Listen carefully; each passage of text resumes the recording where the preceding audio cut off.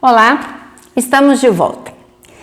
Eu encerrei o vídeo anterior falando do livro Papo Reto, né? Eu citei o Ricardo Amorim.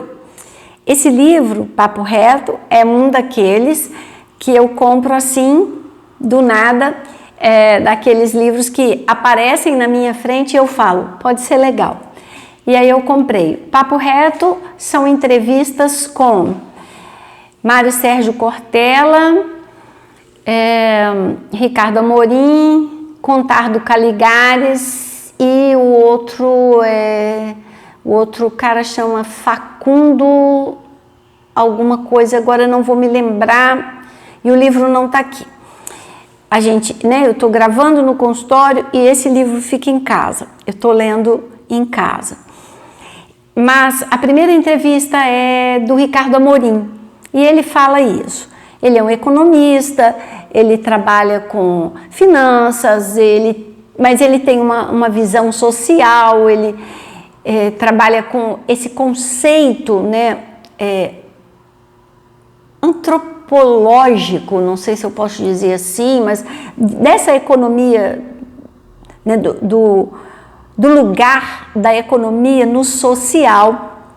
E aí ele fala que a visão dele de mundo, a visão dele da própria economia mudou muito depois que ele teve filho.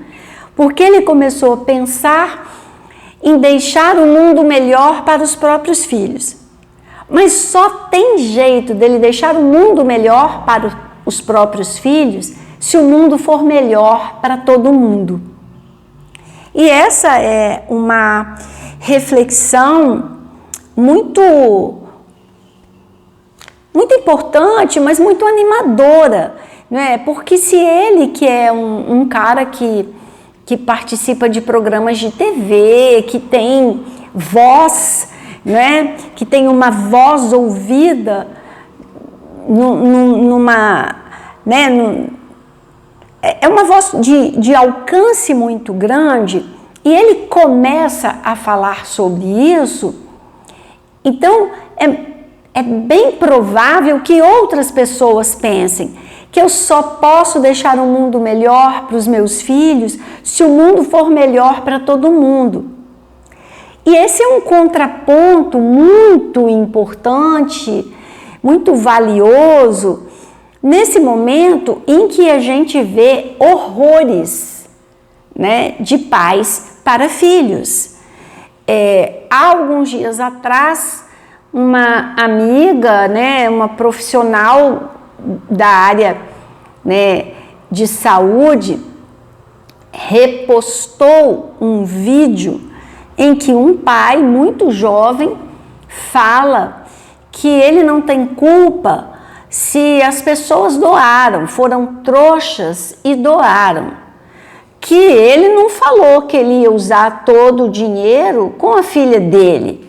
Ele também é um ser humano, ele também tem necessidades, e aí acho que é porque ele pegou um tantão lá de dinheiro, de doação, e comprou um carro.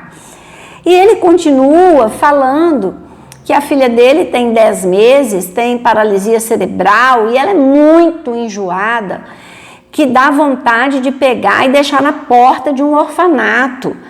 E eu falei para essa amiga, eu falei, olha, se não fosse você que reposta isso, eu não ia acreditar. Eu não ia acreditar que isso é verdade, né? Que esse cara vem publicamente dizer isso e achar que tá tudo bem, que é assim mesmo, né? Que ele pode pedir dinheiro para as outras pessoas, sensibilizando com a deficiência da filha, e usar o dinheiro para si, que afinal de contas ele é uma pessoa e ela é muito enjoada e ela dá muito trabalho e você não sabe o trabalho que é. Talvez a maioria das pessoas não saiba mesmo, né? Mas isso não justifica. E aí a gente está vendo um jornal e aparece lá, né, naquela tirinha que vai passando, e aparece lá o dito de um pai, eu não sei se é pai ou mãe, né? Mas um dito assim: sem filho para explorar, tenho que trabalhar. não é? E aí você fala, do que se trata? Eu não vi a matéria, só li a tirinha, mas ela me chamou a atenção. Mas esta semana eu vi um homem de 25 anos foi preso porque estava vendendo por R$65 a filha de 2 anos. O que fez o entorno dele chamar a polícia foram os maus tratos que eles assistiram ali no botequim onde ele estava. E aí a polícia veio, ele foi preso e aí a polícia foi procurar a família, a guarda era dele, a guarda dessa criança era do pai, e aí localizaram uma das avós, a avó materna, e essa criança foi ficar com a avó. E aí eu me pergunto, de novo, quem somos nós? O que está acontecendo com a gente? Que a gente acha natural explorar a deficiência de um filho? A gente acha natural explorar o filho mesmo quando ele não é deficiente, para que ele trabalhe e a gente não tenha que trabalhar? A gente acha natural, né, que a gente possa vender um filho para sustentar um vício? E a gente diga de passagem, né, ele tinha uma visão muito pequena, sem nenhum futuro, porque ele queria R$65. Provavelmente no dia seguinte ele precisaria de mais dinheiro e não teria mais a filha para vender, né? O que é que ele venderia? E tem, né, os educadores e tem os estudiosos chamando a atenção para isso, né? Para os maus tratos a que as crianças são submetidas, esses gritantes, absurdos, impensáveis, mas os pequenos, os diários também. Gente, eu sou muito curiosa com isso. Eu acho inacreditável que a gente tenha cada vez mais informações sobre alimentação e saúde e que o mercado seja cada vez mais inundado de coisas que fazem mal para a saúde. Essa é uma contradição que eu não consigo arrumar na minha cabeça. Porque se nós sabemos que comer açúcar faz mal, por que a gente tem nas prateleiras dos supermercados tanto produto com açúcar? Se a gente sabe que alimentos ultraprocessados fazem tanto mal para a saúde, por que é que a gente tem esse número enorme de ultraprocessados? E por que eles são tão mais baratos do que os alimentos saudáveis? E aí é aquela propaganda, né? Vende mais porque é fresquinho porque vende mais? É mais barato porque mais gente compra ou mais gente compra porque é mais barato? Mas como, né, a merenda escolar não é saudável? Como o que se vende nas cantinas das escolas particulares não é saudável? Se a gente sabe cada vez mais o que é saudável. Porque a gente está inundado de informações. A gente está inundado de frases, máximas, que nos dizem, que nos dão conselhos sérios. Quer ter saúde? Descasque mais, desembrulhe menos. Todo mundo já ouviu isso. E por que a gente desembrulha cada vez mais e descasca cada vez menos? Está todo mundo instruído, não é? Ou deveria estar. Os pediatras deveriam dizer para as mães não darem alimentos com açúcar para as crianças pelo menos até 2 anos. E por que as crianças estão cada vez em maior número obesas? Por que que você tem crianças com colesterol alto? Crianças que não brincam, que não nadam, que não andam de bicicleta, que não correm, que não sobem em árvore, que não andam a cavalo, que não brinca em parques, praças. Quando a gente sabe que isso é essencial. O que acontece com a gente? Que a gente tem a informação, mas ela não vira conhecimento. Porque informação é uma notícia. Conhecimento é algo que você processou e passa a fazer parte de você. Você passa a usar. Por que que a gente tem cada vez mais informação e menos conhecimento? Por que que a gente sabe cada vez mais e faz cada vez menos? O que que acontece com a gente? E aí eu me lembro, né, de uma fala de São Paulo, eu não sei aonde que está, né? Mas eu me lembro desde meu tempo de irmã Natalvina no Santa Marcelina. O que acontece comigo, que eu não faço o que eu quero e faço o que eu não quero. E eu pergunto o que que acontece com a gente como sociedade, com a gente como pais, mães, que a gente sabe o que é para fazer e faz diferente, e faz o contrário. E aí vem a história das telas, que aí tem Dr. Daniel Becker, que é talvez a pessoa mais conhecida nesse momento, lutando, né, contra o uso de telas, mas também tem Léo Freiman, também tem, doutores Ivan e Yuri Capelato, tem mais uma porção de gente, né, falando. Queria me lembrar uma pessoa agora que eu sigo também e que é um batalhador dessa questão do uso de telas, mas não vou me lembrar o nome.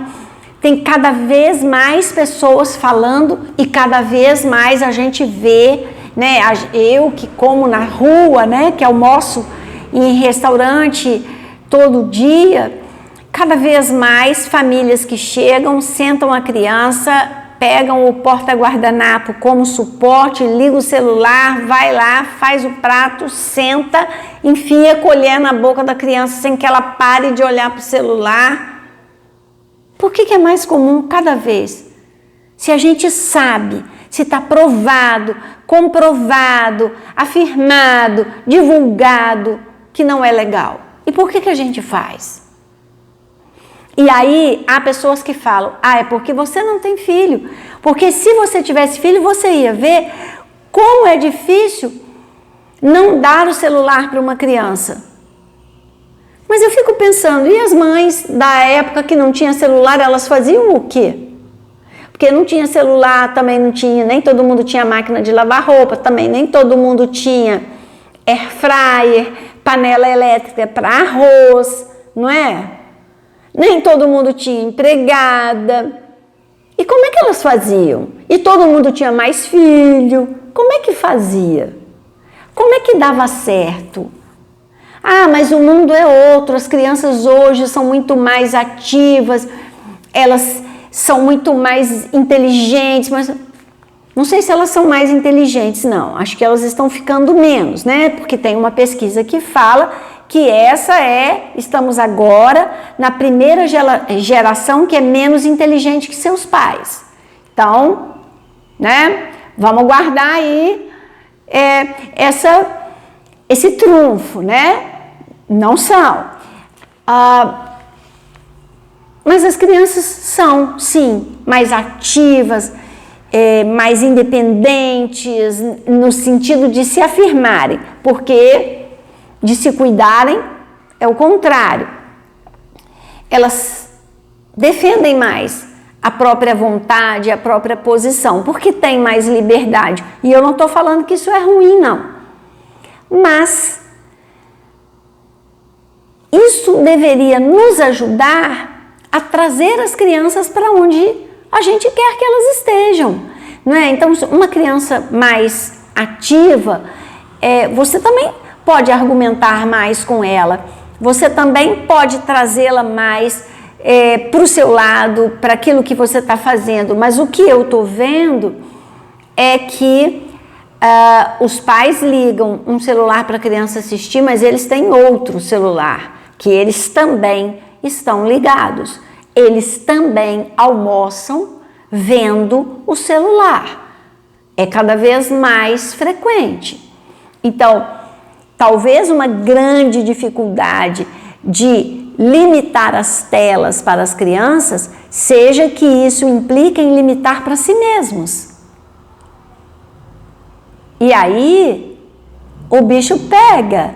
E aí fica difícil, porque se eu falo ninguém pega o celular durante a refeição, isso me inclui e eu também não posso pegar. Ah, mas eu estou trabalhando. Não, agora você está almoçando. E você tem intervalo de almoço. Não é? Mas você não quer abrir mão, então também você não tem como exigir que a criança abra mão. O adolescente está sempre alheio, sempre de fone de ouvido. Eu já tive adolescente aqui que tirava só de um ouvido e falava, mas eu estou ouvindo. E eu falava, não, mas eu gosto de atenção exclusiva. Tira os dois e desliga. Ficava com raiva? Talvez naquela hora. Mas não tem raiva de mim não. Fala comigo, encontra comigo na rua, me abraça, me trata super bem. Mas eu falava, eu gosto de atenção exclusiva, eu quero que tire os dois para falar comigo. Ah, mas não pode o celular na sessão. Pode, eu uso o celular na sessão. Por quê? Porque eu quero que a criança veja que há um uso possível e há um uso que não é desejável. Então, uma criança, essa semana, montou um piquenique lindo em cima da mesinha, com a maletinha de piquenique da Mônica. Aí ela falou, eu queria mostrar para minha mãe, mas não era a mãe que vinha buscar. Eu falei, mas a gente pode tirar uma foto. Eu tiro uma foto e mando para sua mãe. Tirei a foto, mandei para a mãe e mostrei para ela. Mandei a foto para sua mãe. É possível. Quando a criança faz uma pergunta que eu não sei responder, eu pesquiso junto com ela no meu celular. Assim, não, sou avessa à tecnologia. Não é isso não. Mas ela não pode ficar no celular enquanto ela fala comigo. Ela está falando comigo. Se eu vou pesquisar uma coisa no celular, é junto com ela. E aí vamos conversar sobre o que vimos, vamos conversar sobre as imagens que vimos, vamos conversar sobre o que eu li para ela, se ela é uma criança pequena, sobre o que ela leu para mim, né? Porque às vezes ela fala uma coisa e eu falo, não sei, não entendi. E vou falando, não entendi, você tem que me explicar. E aí ela fala assim, mas só se eu te mostrar. Pode me mostrar. E aí ela pega o celular dela, um adolescente, me mostra e eu faço pergunta idiota. Por quê? Porque quando eu faço uma pergunta de alguém que não sabe nada sobre aquilo, eu tiro essa criança de lá do mundo virtual, esse adolescente, faço ele vir para cá, para onde eu estou. E eu faço ele sair de lá e vir ficar comigo aqui, porque ele tem que me explicar, porque eu não entendo, porque eu não sei que palavra é essa, porque eu não sei que jogo é esse, eu não sei como é que funciona. E cada vez que ele tem que me explicar, é uma vez que ele se aproxima de mim. Então, a culpa não é da tecnologia, porque em 1997, quando a gente não tinha esse boom de tecnologia que a gente tem hoje, aqueles jovens de classe média alta queimaram um índio lá em Brasília, só para ver o que acontecia. A culpa não foi do celular, a culpa não foi das redes sociais. Eu já falei nisso aqui, eu já trouxe aqui o livro que foi escrito pelo Dr. Alberto Lima, um psicólogo de São Paulo, Brincadeiras Selvagens, Problema Nosso. né? Que ele escreveu como uma reflexão, uma baita reflexão, a partir desse evento dos jovens que queimaram um índio. Mais recentemente, né, teve também aqueles meninos de classe média que espancaram uma moça e aí, na hora de se defender, a gente pensou que ela fosse prostituta. Tá, e se ela fosse? Daria o direito a eles de espancarem a moça? Mas é assim? Quem somos nós? Quem somos nós? Como educamos? Como vamos deixar um mundo melhor para os nossos filhos se não estamos criando filhos melhores para deixar nesse mundo? Como assim? Se nós queremos um mundo melhor para os nossos filhos, precisamos nos comprometer com filhos melhores para o mundo. E eu reafirmo a minha esperança, a minha confiança em gente fina, elegante, sincera, com habilidade para dizer mais sim do que não para a vida. Mas temos que arregaçar as mangas e começar agora, porque já esperamos tempo demais.